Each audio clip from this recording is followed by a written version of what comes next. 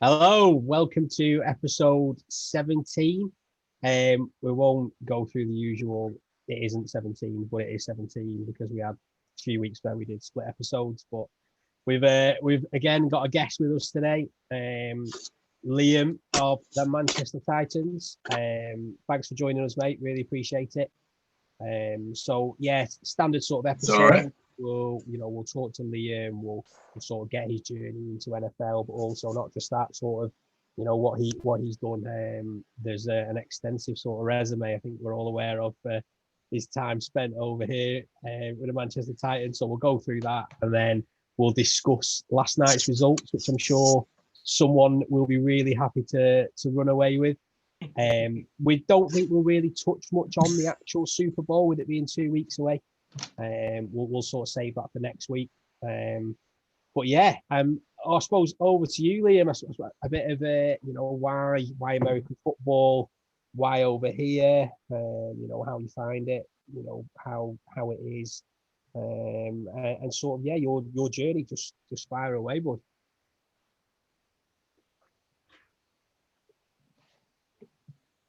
I like a lot of people of my sort of age, got into American football watching the highlights on Channel 4, just in that. And then when I went off to uni in Birmingham, they had a good uni team there, and I started playing when I was first year. Played 3 years there, fell in love with it completely. Been a D lineman for 3 years and a bit of offensive line. Then moved up north, played for Lancashire for a few years when they reformed, got moved onto the offensive side of the ball there. And then, I've played for God knows how many years now. I think I've been with the Titans since 2014, I think. Yeah. I had a couple of years out because of work, and then rejoined the Titans from Lancs. And then, I've been here 7 years. In that time, we've played in the Div 2 in the country, got promoted to Div 1 4 years ago, won the Div 1 title, and then we're playing in the Prem now. And the 2 years of seasons we've had in the Prem, we finished second in the North and then lost to the national eventual finalists in the semi-finals, London, 2 years in a row. So quite a progression over the years. Yeah, it's definitely, like I said, I think one of my friends actually played for the Lancashire Wolverines and Manchester Titans as well. I think you might know him, Jonathan Morehouse. Yeah, I know Johnny. He's meant to be coming back. He's meant to be with us this year. Johnny's played across in Europe as well at some point, hasn't he? As well. Yeah, I had him on one of my own podcasts just talking about that. He played in Finland, and he did mention that he does want to come back, but who knows what's going to happen. I know he had some surgeries, didn't he, on his shoulder, so we'll find out. But I'm sure he definitely said he wants to come back. Yeah. Well, he was in our returning players meeting a couple of weeks ago, so he's meant to be back. He's meant to be coming with us. And he told one of the other video podcasts he was coming back as well to us. So yeah, I expect to see him down when we actually get back to training. So the Northwest got quite a lot of people move around the teams quite a lot over here. You've got quite a few teams up in the North. And so, people move around as coaches change and as teams get a bit more successful, or they don't like where they are at the minute. A little bit like the NFL, but not. It's a bit easier for us to just walk away and go somewhere else. You don't have to sign yourself off. Yeah, no, especially at the moment. I mean, we'll probably touch on it later, but I mean, there's so much speculation now going into the off season about Aaron Rodgers and different other quarterbacks as well. Like you said, it just moves around all the time, doesn't it? Yeah, I mean, I think this off season is going to be insane with which QBs are. If the stuff coming from the Texans is actually going to happen, he's going to make a big move for Watson. Is Stafford going to rock up somewhere else? Will Cam get picked up by someone? I mean, there's a lot of QBs that could be starting in a new kit next year. Going to be an absolute. Hopefully, we might get one. I think Bears could do with a new QB, to be honest, but I don't know if we'll be able to. I read you play you've played on the offensive line, so I think you said you played at almost all the offensive line. Is that still a position you hold close to your heart, with being a protector, I suppose? Yeah. I mean, that's still where I play at the minute. I've actually played in every one of the 5 positions at different seasons and different teams. I played for the Uni of Manchester as well when I was doing a Masters. So I did a part-time Masters and got 3 years out of eligibility of that as well. So I did 3 years playing full seasons without really having an off season. So I went from the adult season with the Titans to the Tyrants at Uni Manchester, played their season over the winter. They went back straight into pre-season. Well, not even pre-season for the Titans. We were back into kitted practice. That 3 years was fun. Say they, I didn't have to do the conditioning stuff because I was just playing, but the whole 3 years all the way around. So that was quite a fun experience. Yeah, I like it. So how you, obviously you've gone from player all the way up to sort of chairman now. Sort of, how do you transition to that, and what is the sort of general day to day then? In sort of your role. Well, yeah. So in October, I was the club secretary for a couple of years. I'm still a player as well, so I play and club chairman, which is hilarious. But yeah, so I got changed. The club chairman decided to take a step back, and I ran for chairman. So sort of we have a club committee. They put a lot of time in when we're training. A team manager for each of the teams. At the Titans, we've got 2 adult teams, so the team that competing in the Prem, and we've got a development team we're trying to get off the ground. So we've got called the B team. Then we've got an under-19, under-17 contact teams. So they go start 14 in kitted. We've got 3 cadet flag teams from 8 years old. We can take players in. We've got a separate women's contact team. We've got adult flag, which is mixed. We've got a women's only flag. So I think we've got 9 teams at the minute registered to play this year if we get football in the UK. And potentially a 10th coming on. We've been looking at some conversations going around in the UK around wheelchair football as well, trying to get that off the ground a little bit. In the UK, so there's some sessions around that potentially happening. With BAFA, the organisers, and everything else. So, in terms of chairman, it's an interesting thing.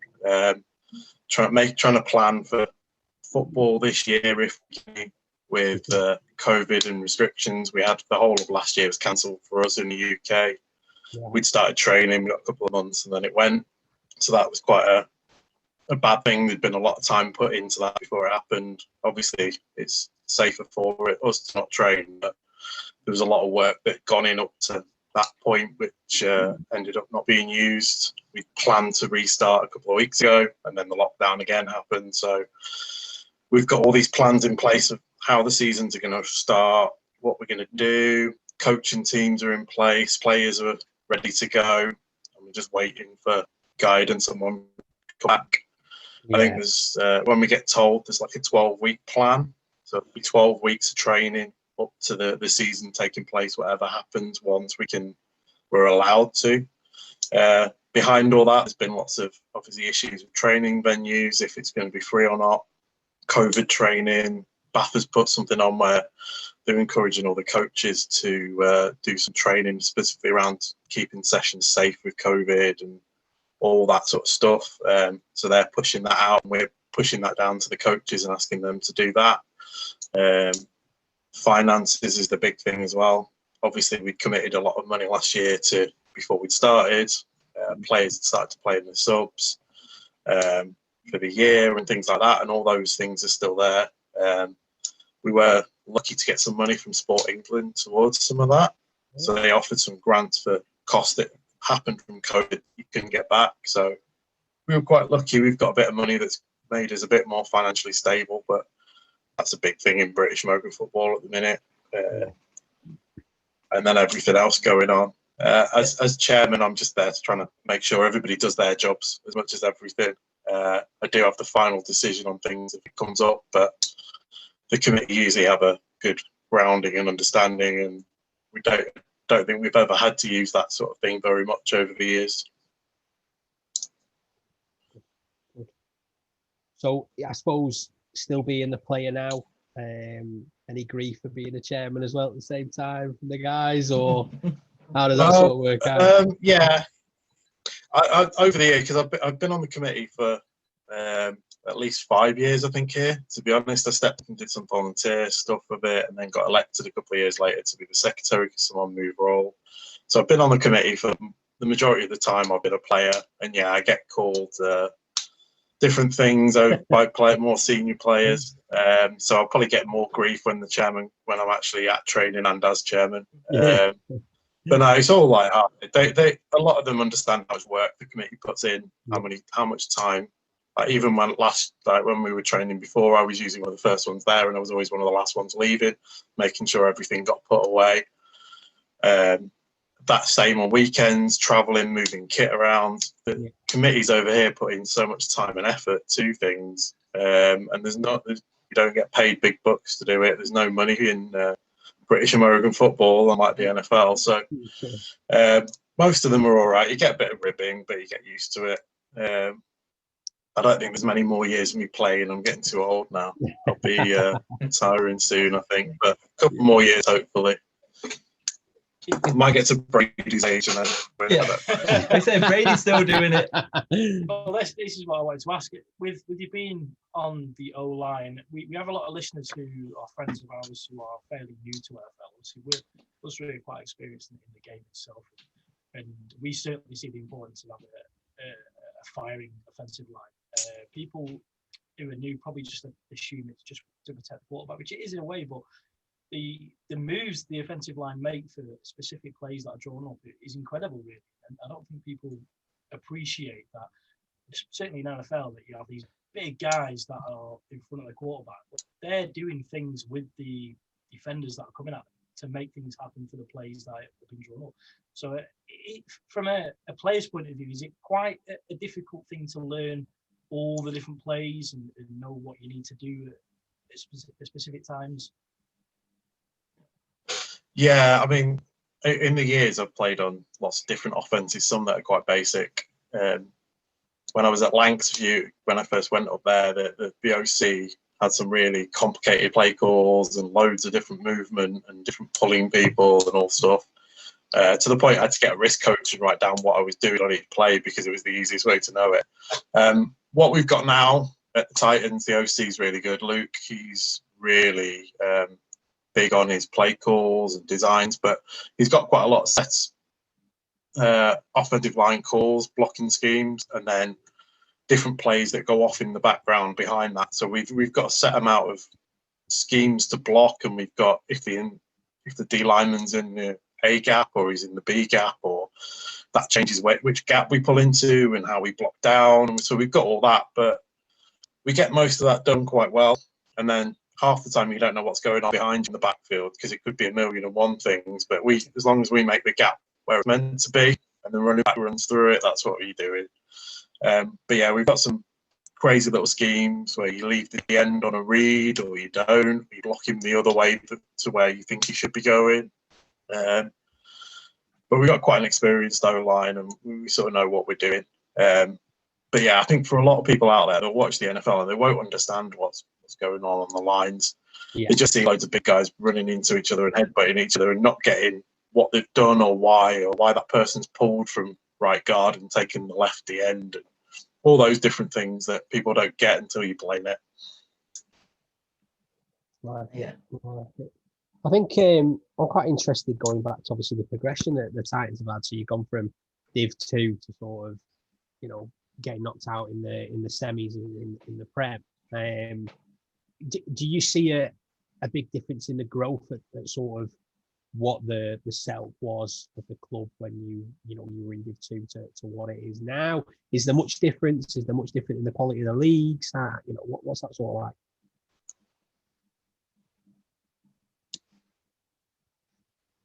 Sorry, what was the last bit? I dropped out on my side a little bit. Was that the quality of all the different divisions over here? Yeah. Is I think the big thing you go from Div 2 and some of those teams have maybe only been in the league a couple of years, or they've got 25 guys, and that's the sort of lower end of it. And a lot of it is organisation. It's having coaches, it's having the players around, committed players. There is a bit of a difference, but I think the big step up is obviously we're miles behind the London Warriors, who are the national champions, and those guys are just massive, pure athletes. Half of them could probably go and play in the semi-pro leagues over in Europe if they had the opportunity. Obviously, that's where Effie at the Panthers came from. That's where he was training with them before he got taken over to the NFL pathway. So there's some very big, very good athletes there who could be playing at a higher standard, depending on if they can get that option or not. I think that might change a lot though with the Brexit. I know there was some article recently about British players trying to play in Europe and Brexit, and how that could cause a lot of trouble for people trying to get over and go play semi-pro. But yeah, I think the big thing between the Prem and Div 1, some of it is the commitment and just that extra time in the gym, watching your game film. How committed to attending meetings and training are you? And I think when you get that going, when you get 30, 40 committed guys, both sides of the ball, coming to training and having full-on scrimmages and then taking that into your matches, that's where the big step up is, I think, from Div 1 to the Prem. Our first game in the Prem, we got taken apart by the holding national champions, but then came back and for the rest of the season played reasonably well and got to the playoffs. So we were given a sort of wake-up call, but then we took that on and ran with it. I think that's the big thing. Yeah, it was. Tamworth Phoenix are the top team in the North at the minute. We beat them once in the last season we had, and then lost to them just at home. And they got to the final again and lost to London. But we're getting closer, bringing in more players. We're increasing closing that gap a little bit to them.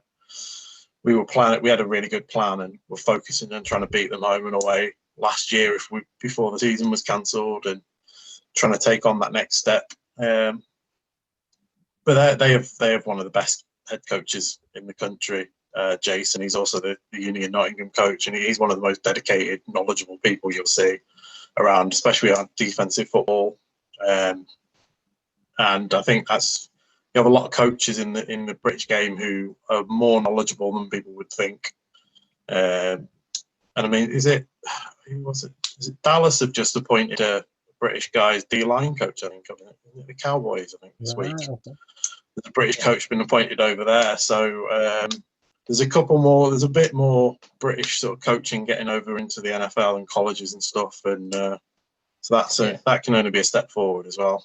Yeah, and obviously you've been playing in the British League for so long as well. Is it crazy to see the amount of growth not only in the NFL but in the British League as well? Because the NFL has obviously attracted the people, and they've gone out to find the British leagues as well. What's the growth been like over the years? Like, have you seen it because of the NFL, or were the players always there?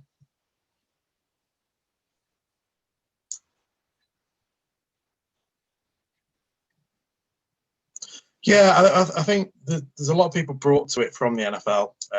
We try. The only problem the British game gets is that most of the teams and the league is the opposite time of the year. So we get loads of inquiries when the NFL season starts of, oh, how can I come and play for you guys? And we're like, well, you'll come back in January, and that's when we start training as the NFL season's coming to an end. Yeah. But it does. That is the interest. That's where you get people hooked into it. Obviously, the London games are really big. We used to do. In other years, we would have been planning a massive Super Bowl party in Manchester City Centre, get a couple of thousand people in the beer cellar, and get loads of people in there and pushing us as well as the NFL. But obviously, a couple of years out for that. But I think, we're trying to do that, and obviously the NFL is coming over here and doing a lot more work. There was the JAG tag thing, and the NFL is changing that to something more generic of the NFL for youth football and schools football. So that's they're trying to create these sort of get into kids early with the flag youth stuff, and then show them how they can go through. We're associated with the big Manchester college, and they've got a program where they train 3 times a week doing American football and then do sports science and things like that. And then trying to get those kids to join the Titans, or the Titans players go and do that and get better training for the youth teams. Obviously, you've got the NFL Academy down south as well now, based in London, which is trying to send kids over to America, taking the best of the best youth football here, and then them training 4 or 5 times a week, and then going over to the high school and potential JUCOs and things like that, and trying to get kids into the NFL that way through the colleges. I think all of those success stories we get through that, and people like Effie and all these people that are over there now, even like Jay Ajayi, you had the Raiders tackle. I can't remember his name now. He's from his family originally from Manchester. Yeah. He came to one of our Super Bowl parties a few years ago while he was then actually in Manchester. He was great. But all those stories that you can try and push and say, look, you can do it. These people are over there.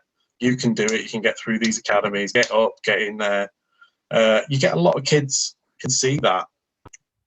Big sports, even just like some of the stuff that's going over there. It is difficult though. It's not a cheap sport. Obviously, even as fans, you know how much stuff costs, and helmets, shoulder pads, all the kit to wear it is not a cheap thing to buy. It's going down slowly, I think, because it's becoming a bigger sport, and more people are stocking it. The companies over here that bring it over are able to buy in more bulk, so I think the prices will eventually go down a little bit, but it's still a big commitment if you want to play this game. Even without the kit, I mean, you're talking, quite a lot of money. So that's always one of the things we're looking at to try and lower that, especially for some of the young around. I mean, Manchester, it's quite a big city. It's massive as a whole area, but there's a lot of deprived areas, some of the worst, sort of poorest areas of this country in it. And it's trying to get that in as well, try and link people in from those areas, trying to make it as accessible as possible to people, because that does put people off, like a lot of other sports. Exactly. And I've noticed as well, obviously, for everybody that's listening, obviously wearing your Chicago Bears hat. I know you mentioned just before we were recording that it was quite late that you chose the team. Why the Bears? Like, why Chicago? What attracted you to them? Please say Kelly or Mac. Yeah. Well, it wasn't. I'll be honest. So I mean, I started watching years ago. First Super Bowl I really watched was 2002 when I was at uni, and watching NFL actual live on Sundays was something I started doing when I went to uni. It was a big thing after we trained that we'd go to all the pubs and watch it. And I just never really chose a team at that point. I just watched whatever was on because I didn't mind which team was on. I just watched whatever was on. And for a long time I couldn't decide. I'd watch different teams. And I think I just went for the history of the Bears. I think that was it. It wasn't anything really. I mean, Mac's a good player, and we might get to use an actual first-round draft pick for the first time in a long time this year. We'll see about that. Or we might get rid of it. We're not great. And to be honest, it fits quite a lot to my football team is Everton for some random reason. And it's about the same. It's a historic club who've done well in the past, but not great at the minute. Maybe on the rise, and then they take your knees out. So we'll see. It's not the easiest journey being a Bears fan, but the signs of life. Just need to stop getting our receivers getting ejected against the Saints and stuff like that. That would help. So we usually give people a chance to plug themselves, and where can they go post-COVID, I suppose? Where can people go and watch the Titans? Where can they find you on Twitter? Where can they find the Titans on Twitter? All that sort of social media stuff. Fill your boots, plug away. Yeah, so Titans have got we'll be on Facebook. We're the most liked British American football team on our official Facebook page. We've got an Instagram as well that we're trying to increase in, and actually if you go onto the Instagram page now, the Manchester Titans, we're running a competition with Hickory Smokehouse to win a Super Bowl box that's open for another week. You go on there, like us, like them, and tag 2 friends in it. You can win one of their prize boxes that will get delivered the day before the Super Bowl, and then you cook it all at home yourself and warm it up, and yeah, that's quite cool. And yeah, we've got Twitter. It's not as active as it would be if we were having games. That's where we update scores on. It is there. They're all Manchester Titans. You search them, you'll come up with it. Yeah. But yeah, it's mad. The Titans, we go from 7, 8 years old up, men and women. Are cute. Yeah, we've got sport for everybody. Flag, contact, whatever you want to try. We're always open. If people drop us a message, we'll send anybody information that they need. We've got some school projects going on as well, and that's going to increase as well. We currently play at the National Speedway Centre in Gorton, which is quite nice. So our pitch is in the inner bit, the ring of the Speedway. It's quite a nice stadium to play in. It's quite a nice atmosphere when we can get people in to watch. Reminds me of the film the Titans. Yeah, they have the running track, don't running they? Track, yeah. Yeah, it just reminds me of that film there. There's something around the pitch. Titans as well. Maybe that's where it came from.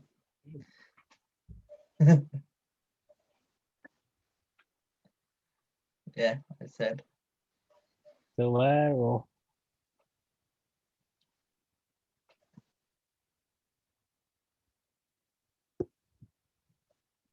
Yeah, no. Sorry, I keep on dropping out a little bit. You're all right, mate. No, don't worry. I mean, I think we've taken up enough of your time now, and so thanks very much for joining us. Really appreciate it. Fingers crossed, the world sorts itself out and you get football this season. It's definitely something that us guys have talked about, starting to try and get to some British NFL games. I know it's American football, BAFTA. Johnny keeps trying to make me go down and watch him, so I'll probably do have to now. Yeah, so fingers we'll get to one. But mate, thank you very much for joining us. Really appreciate it. And take care. All the best. Cheers, Liam. All right, thank you. See you guys. Mate. Massive thank you to Liam there, the Manchester Titans player, chairman, you name it, he does it.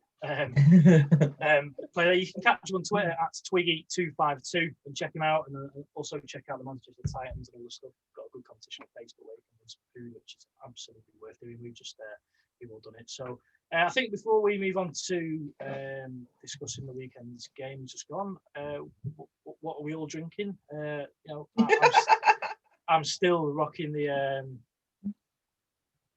Corona train. I've opened it with my Corona bottle opener. No new merch though. I'm just waiting for my next delivery of merch. I think there's not found a plane big enough yet to bring it over from the States. But yeah, I'm still in the Corona. I've got about 10 more of them left, so another few weeks of it, and I'll be moving on to get in touch, guys. Yes. I saw that, Tom, you were drinking a little bit something different. I saw a weird little can over there. I did as well. Yeah, so you got a little bit of the bubbly. I'm getting to the point now where he's gonna go for a small local branch. He's gonna go for a small local company. I'm the attraction. I shouldn't be putting myself out there for beers. Beers should be coming to me. So I'm just gonna get a couple in at a time. And when they run out, I'm gonna go to the shop and I'm gonna get some more. And then whichever one actually realizes what they're missing and thinks, oh, you better get on that, then I'm here and I'm ready. But for now, I've moved to some cans, which I've never had a can before, of beer. I'm normally on the bottles, so I thought I'd try it out of the can first rather than pouring it in the glass. Interesting choice. It's all right. Excellent choice. I always prefer cans anyway. I'm a bottle man, to be fair. Hence why I support Spurs and the Giants. You beat me to it. But yeah, it's not too bad out of the can. To be fair, I imagine it will still be better out of the glass, but I couldn't be asked to get one out of the dishwasher, as we all know I'm lazy as fuck. So, yeah, chin. I am on vodka and lemonade, but not just any kind of vodka. A absolute passion fruit. Absolute vodka that I got. And you know what? It was a good night. We're going to celebrate. Woo! I mean, I think that leads really well into why was it a good night? Yeah. Because we're going to the Super Bowl. Like, literally. And this is what I've said to everybody. Like, I know, obviously, I've been waiting all my life for Liverpool to win the Premier League. Maybe just because we dominated last season, I didn't care. But I cried that we got to the Super Bowl. I cried more that we got to the NFC Championship and we won it than I did when Liverpool lifted the Premier League trophy. Maybe it's because we completely dominated the season. It was inevitable. But yeah, imagine if we actually do win the Super Bowl. You ain't going to see me for like days. I'll drink it all. Let's just have another one. We're in the Super Bowl. If there are any kids watching, it's water. Yeah. No, it ain't. Fucking hell. I love that you couldn't have chosen a vodka that suits you. Literally, it's your personality in the bowl. It is amazing. But yeah, I think I'm glad you got them. Me and Matt were speaking last night, and you know, if anyone's going to beat the Bucks, it wouldn't have been the Bills. So it's going to be a tough game. And you know, something that, like I say, we'll discuss on the next episode. We'll have a big pre-Super Bowl episode. Yeah. We'll maybe get a Chiefs fan involved, and you know, we know one or two. Maybe get another Bucks fan involved. Unfortunately, we know one of them. But I mean, yeah, the NFC Championship game was wild. I mean, talk us through it. I mean, obviously we all watched it, and it was, for me, it was the better game of the two, which I thought it would be. I think the Chiefs were too strong for Buffalo, but talk us through it. I will say one thing: I've watched it 3 times already today. That's how good it is. I mean, does the result change? Because if it does, I'll watch it again. Happily, I'll let you know it does not. But I watched obviously the live game, and then it's usually, if anybody watches Sky NFL, they usually have the hits on for like an hour at 8 a.m. So woke up it was 9 a.m. this morning. I woke up at 9 before uni, watched that, and then no, it was 8. It was 8 a.m. Sorry, I woke up at 8 and watched it at 8 a.m. Don't know why that matters, but you know, I watched it then, and then I was at uni, and then again it came on again at 3 o'clock after Good Morning Britain. So I watched it again, and it was bloody beautiful. I would tell you, like, there were so many big plays in that game and why we won the game. I know everyone could say Packers were robbed or whatever they want to say, but you know, shouldn't have gone for the kick. He should have ran on the 3rd down. Don't know why I did it. Apparently he said Jamal Dean was in his sight, but you know, I won't fucking run towards Jamal Dean either, but you know. And then it was in the crucial first half, all those 3rd down conversions by Brady and the Bucks was just unbelievable. And then the moment that won the game, I mean, when it happened, we all said this game is over.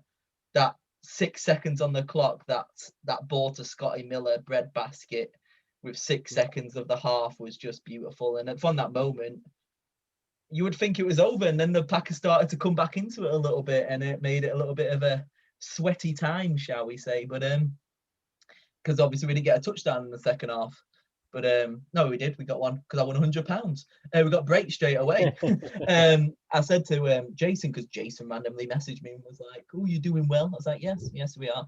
But I said, I bet you right now, this is a fact. I said, what we're gonna do if we get a pick, because as I've always said on the previous episodes, the Bucks always do a little bit weird. Then they come out the second half and they get a pick or a turnover straight away. So if we get a pick, we're winning this game. What happens? Fumble, pick. And then what I did at halftime, I put £5 on Cameron Brake to score the next touchdown. He did.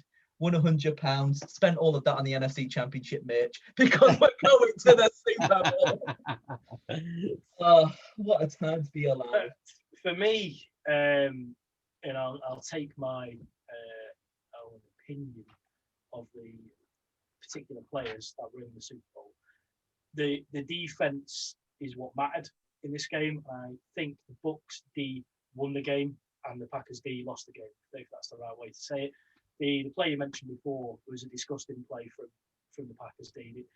They were obviously going to shoot 50, 60 yards, whatever it was, because there was 6-7 seconds left. Just stay over the ball. Just stay over it. We spoke about the grid, didn't we? I said, just go on soft coverage, stay back. JP's like, just stay deep.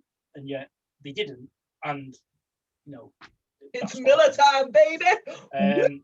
So that for me was the Packers D got better in the second half, but the the game, the Bucks D is loaded, and I've said it more than once this season. Everyone knows about the Bucks offense. You know, they've got Brady, they've got Antonio Brown, who didn't play. They've got Leonard Fournette, who was good at the Jags, but he's done me out a bit of a Playoff Lenny. Still a great player. Yeah. Scott Miller, Mike Evans, Godwin, Gronk. Rojo. They're all really good players. I'm not going to say Rojo because I don't think he's as good as the rest of the team. I think he's all right. I think Fournette is better. But still, Rojo's a decent. Nearly 1,000-yard season, no? Like 900 something, yeah? The Bucks have been clever and they've used Rojo as a bit of a bell cow. Use Rojo mainly in the regular season and bring Fournette to power through. It's been pretty smart, really. And I spoke to our friend Mark about teams that have done well. They don't have a one-man running back show. You could Derrick Henry, as good as he is, Titans haven't really made the step up to the next level. And, same with the Saints and Kamara. I know they have Latavius Murray, but they haven't got past a team of two running backs. So for me, it was more of a case of the defenses won and lost the game. Because when you look at the offenses, I think the quarterbacks were pretty. I've not looked at stats, but I think they were pretty even, really. Yeah. In terms of their productivity, Rodgers had the 1 pick, Brady had the 3. Packers did nothing with the 3 picks. So, you know, that to me, that's a credit to the Bucks D. It's the points off the turnoff, isn't it? Their turnoff, we converted. And I think a lot of people are massively missing that how good the Bucks D is. Sue is a beast. Sue is an absolute monster. And then JPP. Barrett. What was it? Do we sack him 5 times? You know, I don't know.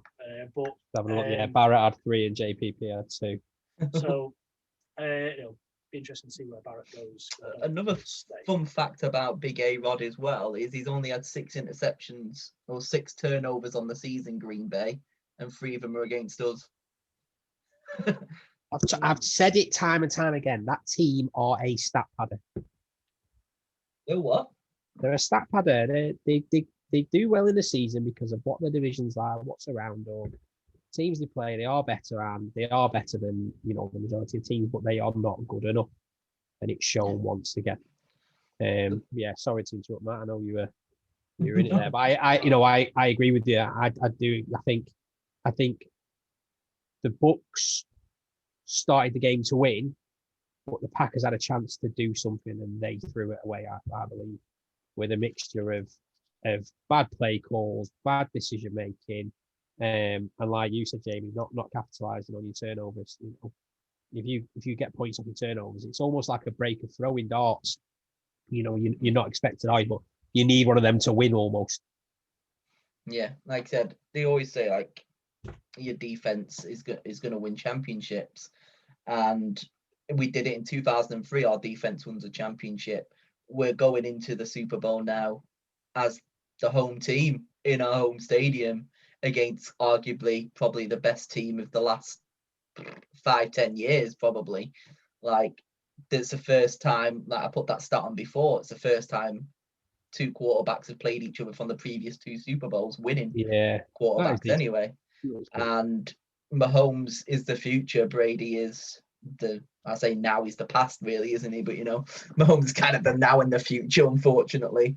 But he is the future of the game. Whether Brady, if he wins it, is he going to retire? Is he going to come back another year? We don't know. Maybe he doesn't win it, then he wants to come back again. I don't know how it's going to happen. But the most intriguing thing for me was the post interview with Aaron Rodgers. Like, I can't get that out of my head. Like, is he going to leave Green Bay? Because I mean, surely you talked about Carson Wentz got the Eagles manager sacked, didn't he? Because he didn't agree with the play calling. Mm-hmm. Is Rodgers going to do the same with LaFleur? Sure, like, he has that power, surely. Like, he is Green Bay. LaFleur's better than A-Rod. Green Bay are different, aren't they? They're the only franchise owned by. Did you say LaFleur's better than A-Rod? Yeah. Great pace, look. It wasn't his choice. Like, he didn't choose to kick the ball. So before we move on to game 2, both quarterbacks last night, as we all know, were in the latter stages of their career, shall we say. a chance both one or neither of them might retire after this season. You know, I don't think either of them will. Brady might if he wins, I suppose, but I don't think he will. They both threw picks last night. Mm-hmm. So are we saying that? I'm asking you. I don't know what you're going to say. Do we think that's down to the stage of the career, their age they are? They're both very, very good. There's no doubt about it. They're both going to be Hall of Famers, but they both threw picks in an unbelievably important game. Again, Rodgers has only had 5 interceptions throughout the season, and then that one in the postseason there. And it was an unbelievable play by Sean Murphy bunting. Again, you could probably maybe call the holding call on him. He was pulling on there, weren't he? But again, that was his only pick, and obviously we capitalised on that and then got the Scotty Miller touchdown. But Brady's, I think, were just ridiculous. It's like Jameis Winston was out there at some point. He just basically was like, just ran back, saw somebody coming and just went, nah, just fuck this shit, and just threw it and just hoped for the best. Pick 3. I think he was about to get flattened, wasn't he? Yeah, and that was two. That was 2 of them. The other one was obviously he threw it perfectly to Mike Evans, and unfortunately just went through his hands and then into the defense. If only he was elite, he would have caught it. But you know, well, it leads me on to my next point. would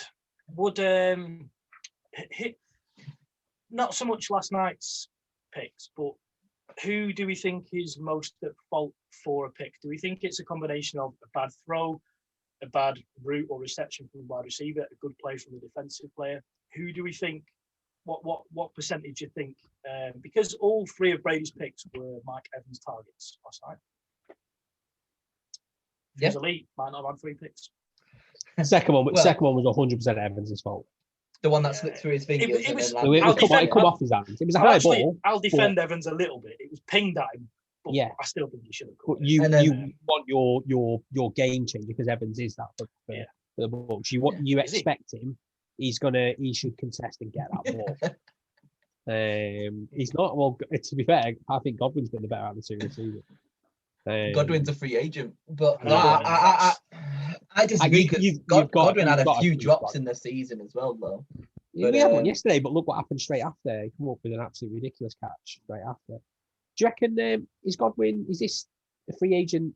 Is it his second contract that's running out, or is this his first contract? Can you franchise tag him? First, I believe.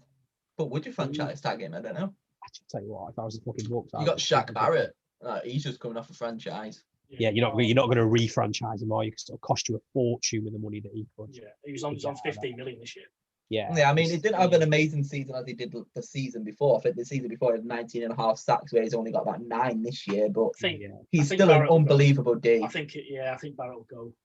If we win it all, then I don't care. I'd happily go back to the bottom of the division. I've had my moment. I've had Liverpool and Tampa Bay win everything. I can wait another 30 years. It's cyclical, isn't it? NFL. So, you know, I was going to say these 2 teams might not be in the Super Bowl next year, but I dare say the Chiefs. But Kansas probably will be. They'll be the first team to do it 3 years in a row. Well, I think the Chiefs play the Giants next year, don't they? So you've got some. Mahomes is kill dead. him.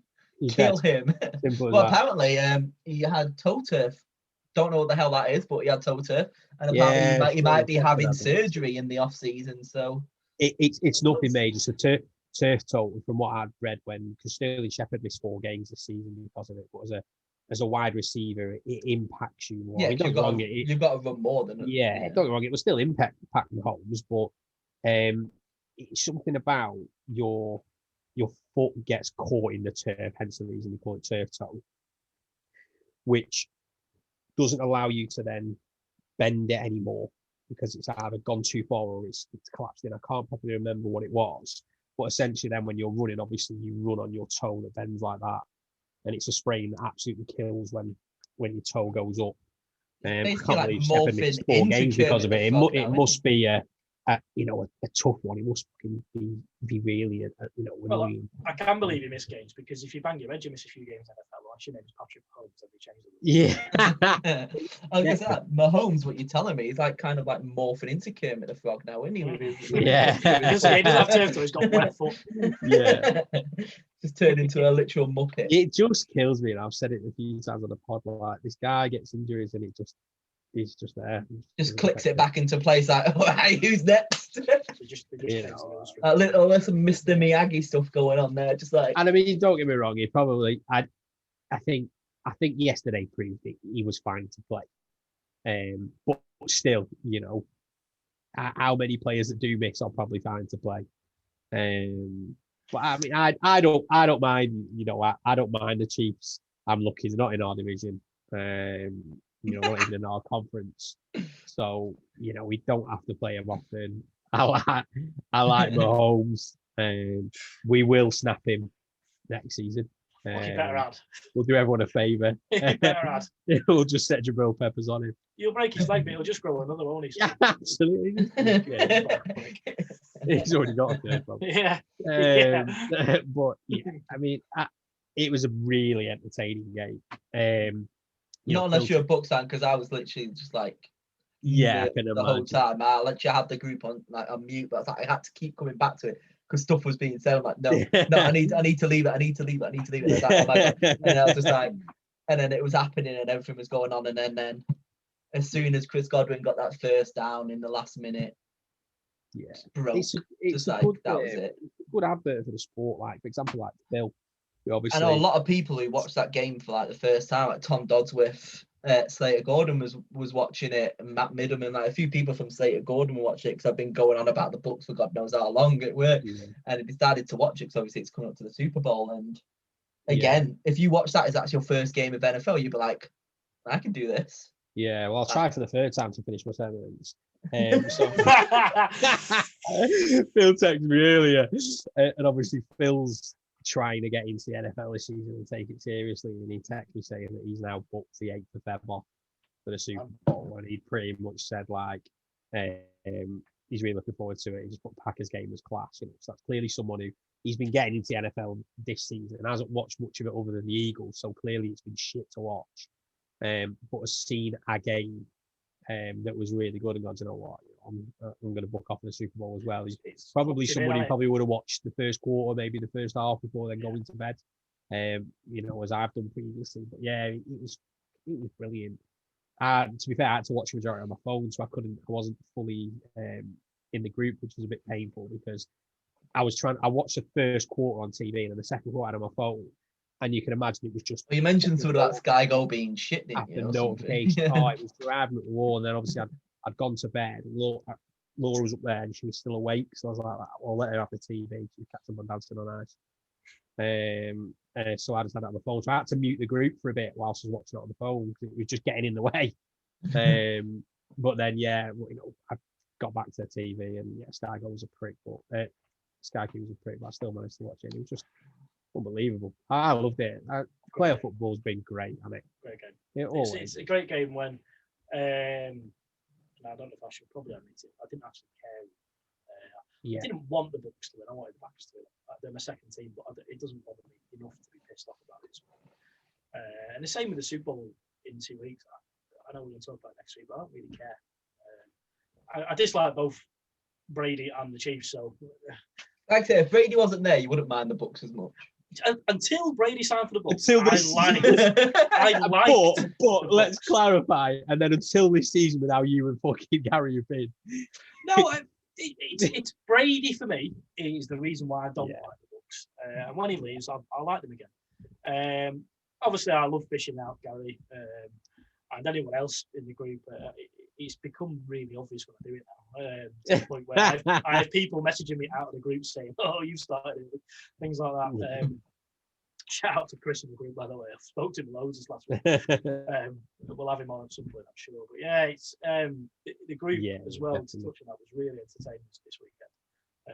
Some funny stuff happened Saturday night. Some funny stuff went on last night, and it seems to be the regulars that are the same people that are getting involved in the banter, if that's what you want to call it, the digging out of people, the fishing out of people, whatever you call it. It's become quite entertaining. I think that I put a screenshot somebody sent me. It's nearly 3,000 messages that we have read, which is pretty funny. No, I don't. Yeah, I did like the Bucks until Brady signed. What you say, Tom? Because of me and Gary, you don't like the Bucks, did you say? Yeah. And to be fair, It's just fun I've to had play so the many villain, years isn't it, of her. I've had so many Yeah. years of her. 30 years of her. Oh no, that's Liverpool. No, that 20 years of it nearly. And then, Yeah. I mean, it's probably going to be more because we ain't beating the Chiefs, but you know. It was a We'll bit talk about that lose-lose for soon. me yesterday, as much as I was probably more happy the Bucks won because I fucking despise that overrated prick. It was like if I Breaking wanted the news, Aaron streak to Rodgers carry signs for on, New York Giants. you know, and it was like the home team didn't make the Super Bowl, which I love, then it would have had to mean Aaron Rodgers get through to a Super Bowl and, you know, someone else to stat pad it that, oh, he's made another Super Bowl. He is really good. Or it was Aaron Rodgers loses, which again is great for me. But then on the other hand, Bucks then make the Super Bowl at home stadium. So that's the lesser of the two evils. So I was happy. But yeah, as long as the Chiefs go and win it, I'm fine with that. I know. Sorry, Matt. I mean, I'll side with you every day until, you know, throughout the majority of the season, especially when they play the Giants. But then the time that it comes that they have to beat someone like the Bucks in the Super Bowl, then unfortunately, I have to put my KC out on. I don't know who wants to win. I'm so divided on it. Last year, you know, I didn't like the Chiefs, but I couldn't have Jimmy G winning the fucking Super Bowl because pony. And as much as I did want the 49ers to probably beat the Chiefs because I know the Chiefs are going to dominate, they're certainly going to have another 3, 4, 5 Super Bowl appearances in the next 10 years. Yeah. This year, I don't want Kansas City to win another because then they level the Raiders at 3 each then. I have nothing over Allarad.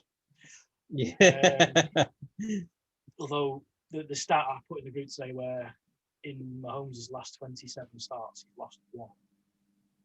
Yeah. That was to us. Yeah. You've always got that. Yeah, You've always got it. If the Chiefs win it, technically we are the best team in the NFL. That is how I will down out on that floor.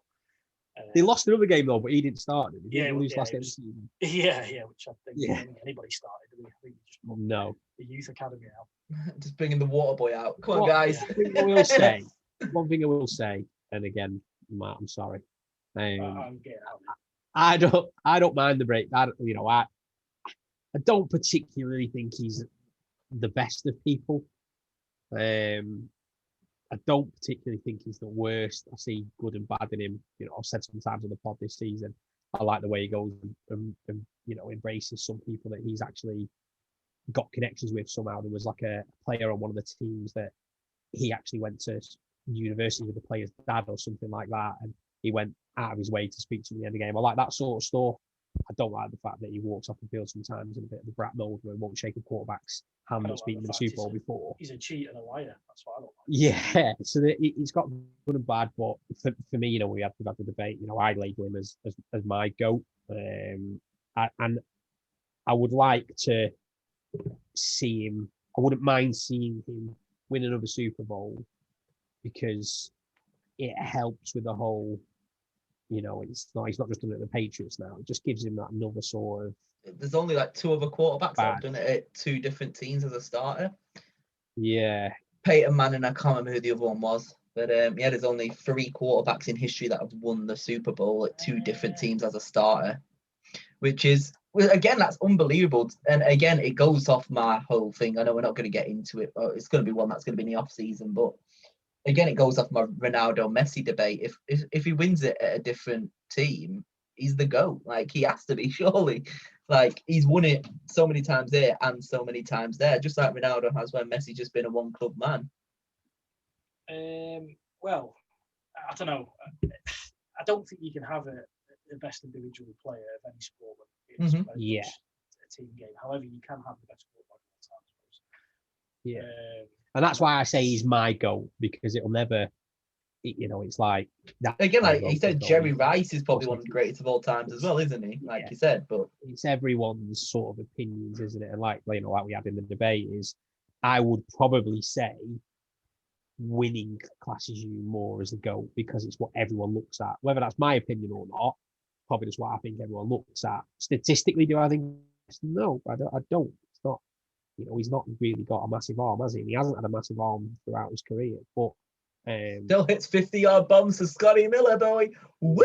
He still throws three He should do when interceptions Miller's in not. the season. Yeah, he should do when Miller's not being covered by anybody. Yeah, but It's then his you know job. you've got. I look at him and I go, going into a playoff, who would I want as my quarterback? Tom Brady or Aaron Rodgers, which is probably the debate at the moment, isn't it? Between especially in the NFC, best. yeah. I would take Brady because he's got the experience, he's done it, and he just has this knack of somehow his teams, not him winning the game, his teams, he makes big plays around it, and I think he brings people up to his level. Whereas I find, and this is an impartial view now. This isn't me, jumping on Aaron Rodgers and also playing up because we're on a pod. I do find Aaron Rodgers a bit of a selfish player. If he was selfish, he would have ran for it. Yeah, well, no, it says it all. He, like he said, he saw someone in his sight, hence one of the reasons he didn't run. It's bollocks. That's a selfish play. It's really selfish. You go for it for the team, don't you? Get those extra yards and getting them. That position. Your head coach, whether it's a right or wrong call to kick it on that ball, wouldn't have been in that position if in the two previous plays he took yards by running. And he didn't, but that's just not, I just find him, it's more a bit about him, like certain interviews where someone has said to him, like, I imagine you don't know this, or it's not something you look at, but you hit this milestone today. And he's like, no, I did know that. I was looking forward to it. I fucking can't stand that. Whether you are or you aren't, you don't, I just don't think you come out there and say that. And it just, little things like that play into me. Whereas is that Brady, everybody knows you do, but you don't say you do? Like everybody knows you look at the stats, but you don't say, "Oh yeah, I was aiming for about 20 yards today, just so I could get that achievement." Well, I won't, I won't deny he's obviously a very, very good quarterback. But yeah, I think the reason, like I say, Brady, my vote for the GOAT is purely one, my limited experience in the sport, and all I've known is Tom Brady win. 21 seasons in the NFL, 2 seasons he was injured, so 19 seasons, and he's been to the playoffs 14 times in 10 Super Bowls. Yeah, which is absolutely unreal. You can't attribute that all to him because it's not. It's your team that gets there. What is still getting ignored or forgotten about is how loaded the Tampa Bay offense is. It's more loaded than any other team in the NFL. There's no way Brady would have gone to the Jets and got them to the playoffs. No way. Yeah, agreed. No way he'd have gone to the 49ers, who made the Super Bowl last year, and got them to the Super Bowl. No way at all. Agreed. The Bucs are unbelievably loaded on both sides of the ball. You can count game changing. Well, again, you need the right man to obviously get the ball there. If you had Winston there, he's going to turn it over. Do you think Jared Goff had taken the Bucs to the Super Bowl? Probably not. And he's all right. I think a top 12 QB would have. Matt Stafford, great example. No, don't cut that out because stop being stupid. Bill Rivers. No, fuck Rivers. Rivers had a great team with the Colts. But Derek Carr would have taken the Bucs to the Super Bowl. Obviously, but they players they have on. You get teams that have one really good wide receiver. Bucs have 4. That's I can't pick any other team that have that many good wide receivers. I don't mean good, very, very good. Who? Obviously, you got world classes in Mike Evans and Chris Godwin. Are you saying like Scotty Miller and Tyler Johnson are as well, or Antonio Brown as well? Scotty Miller's brilliant. Antonio Brown. They're all brilliant. very, very good. The 4, they're all above average. Yeah, the 4 is Evans, Miller, Antonio Brown, and Godwin. They're all they'd all be stars in a team. Put any of them I'll use the Jets or the Jags, and they'll be wide receiver number 1. All 4 of them. Gronk is not has been productive this season, but he has had some time out. He's been a massive blocker this year. He's still a good tight end. He's still probably a top 10 tight end in the league. Leonard Fournette at the Jags was very productive in a shit team. He pretty much took them to the playoffs a couple of years ago. Number 4 pick, wasn't he? With Blake Bortles, yeah. Blake Bortles, he's dog shit. Yeah, they ran the ball. They had a decent defense, to be fair. They ran the ball and got to the playoffs. They lost to the Patriots, ironically. I think lost to the Patriots in the AFC game. I have to check that. So No, I do agree. It's not Brady that's got you there. Obviously, he has help. It's the reliability of him to obviously make sure the plays are being done, and obviously he can utilize the weapons. You need the right guy there to utilize it in the right way. He's an astute man, and I think some in the group said he was potentially going to the Titans. Titans made the playoffs last year. Did they beat the Ravens? Didn't they? They made the AFC bid. Beat the Ravens. They lost to the Ravens this year. Titans. No, last year. I mean, last year, yeah. The playoffs, didn't they? They last the Patriots and the Ravens. They lost to the Chiefs in the AFC game last year. Yeah. Titans. So there's no way. Brady's a very, very clever man. There's no way he would have looked at the all 32 teams and gone, you know what, Jags are shit. I'm going there. No, he wouldn't have done that. Yeah. So he's looked at the Titans were playoff ready. They've got Derrick Henry, they've got various other pieces, and they made the AFC Championship game with Ryan Tannehill, who before last season was below average at the Dolphins. I had a very, very good discussion with our friend Mart about Ryan Tannehill, which I'm sure we'll come on to when we have Mark on that game. And then he went to the Bucks, who were in win now mode. They just brought in Bruce Arians last season, and we led the league in passing yards. So yeah, so he knew what he was doing, and I know I massively discredit what I played devil's advocate, and I just think it's to say that he's won it with the Bucks makes him he has to be the best of all time. I'm going to dismiss it because the pieces around. He wouldn't have done that with 70% of the teams in the NFL. What was the main stat that you saw about Brady for the whole of the Super Bowls? He's done what, 21% or something like that. 18.2%. 18.2% of every Super Bowl has featured Brady, which is again unthinkable. And he could be one of the only quarterbacks to ever win it in the AFC and the NFC for two teams. So it's. I agree. I agree. What Matt's saying is, his team around him has definitely given him the opportunity this year. I suppose on the flip side of that, I don't think any QB would have taken the Jets or the Jags to Super Bowl. I don't think Kermit the Frog would. But he would have just ran it himself. and you're right. It doesn't make him the GOAT. As I've said, previously, nothing will make anyone the GOAT until that is an award that he's being gifted. Because you get a golden goal. It's the golden goal. There you go. It just, for me, it just helps cement his legacy on what the opinion will be, is that his argument will always be, or people's argument will always be, probably he's won it with two teams. And you're right, everyone will overlook how loaded Tampa are, because in 10, 15 years, all people will talk about is how shit Tampa have been as a franchise, and Brady's gone there and done that. And you'll testify to that, Jamie, because you have, haven't you? Exactly, but it's the belief of having Brady there as well. Like, if you've got that guy there that I do believe that is a winner, you think you can win too, and then the belief goes through the team that we've got Brady, the best quarterback ever, we can win, and that's the belief that's going through Tampa at the moment, saying we've got the go. Why can't we go all the way? Yeah. And that's exactly what happened. Saying something. I'm sure it was yesterday. One of the commentators said something about. I can't remember who the individual was, but it was one of his first snaps with Brady or something in practice with the Bucks. He dropped a really easy catch or something and went back to the sideline, and the coach Cameron Brate, he was like, "No, I've just embarrassed myself in front of Tom Brady. I have to get better." That's sort of what you get. And that might be because Brady's a bit of an arsehole. He shouldn't really make you feel like that. And it will work with some players that they go, "Oh, I know, I want to perform for Tom Brady. Oh my God." Well, that will probably break some players and go, "Actually, that guy's a fucking prick, making me feel like shit. I'm not going to perform for him." For example, your Antonio Browns.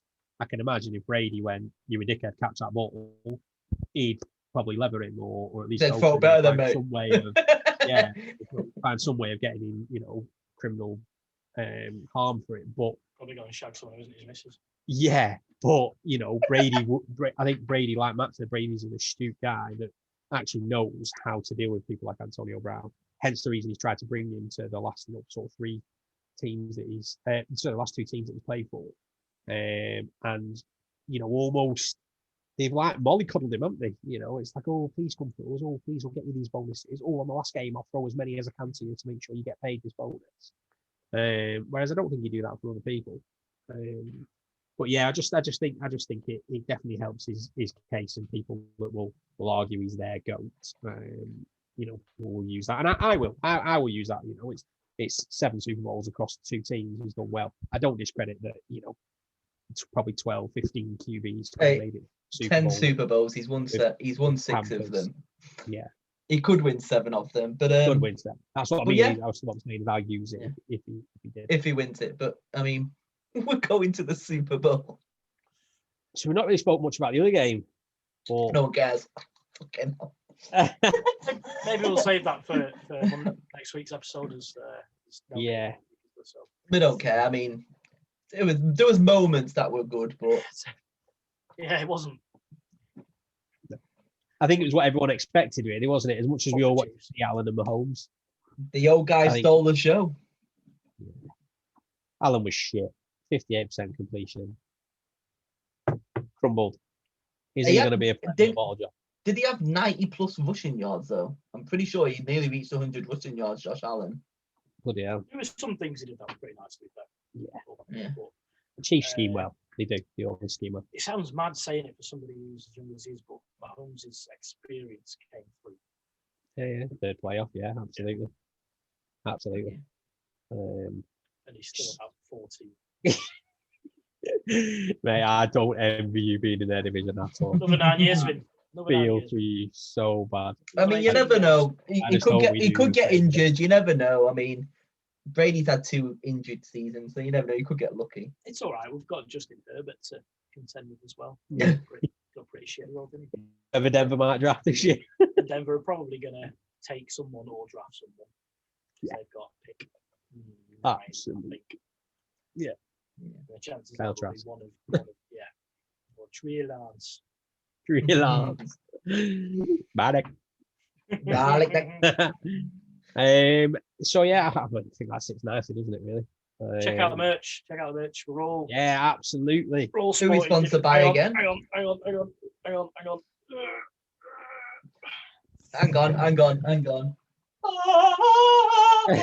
How do I end this recording? No, Jamie's got a magical power, hasn't he?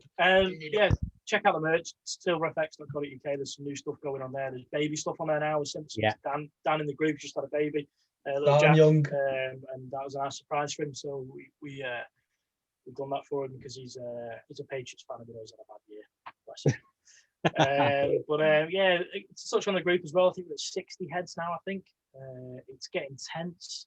It's getting a bit niggly sometimes. Yeah, turning into a family, isn't it? Yeah, very much so. And I think it's exploded in the last couple of weeks. It's good fun though. Really, is good fun. Last night, Saturday night, there was some more stuff that was going on, and there's some really funny characters in there. Shout out to Kev, shout out to Chris. And there's some more people becoming active as well in the group now. I think there's people who've been in there a few weeks and been pretty quiet. And now start coming out of the shell a bit. For anyone that's sort of wanting to, can deal with the baptism of fire and is actually willing to sit and read through probably 2,000 messages a day, you learn a lot. Fuck me, I've learned a shitload being in there. It's not just all American. I'm a seasoned veteran in that sort of OG. group.